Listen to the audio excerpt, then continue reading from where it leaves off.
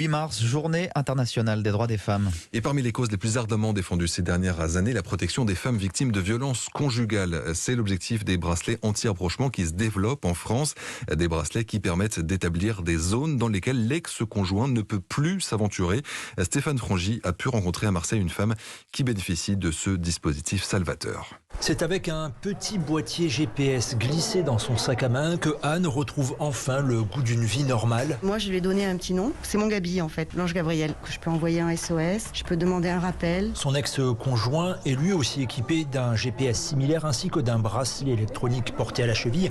Des appareils qui vont réagir graduellement en cas de franchissement de 2 périmètres d'alerte. C'est très, très sécurisant. Ça fait 1 semaine que je recommence à faire des nuits complètes, à dormir. Plus de boule au ventre. Je réapprends à vivre normalement. J'étais suivie, traquée, tout ça, c'est du passé. Et ce dispositif est une alternative à l'emprisonnement, mise en place pour une durée de 6 mois, renouvelable plusieurs fois. Mais le plus compliqué pour les victimes est finalement d'arriver à s'en séparer, selon la procureure Dominique Laurence. La victime n'est pas une victime à vie. Elle doit reprendre sa vie normale. L'auteur doit reprendre le cours de sa vie normale aussi. Et cette situation d'emprise qui existe doit cesser. Et la durée maximale du dispositif de bracelet anti-rapprochement est de 2 ans.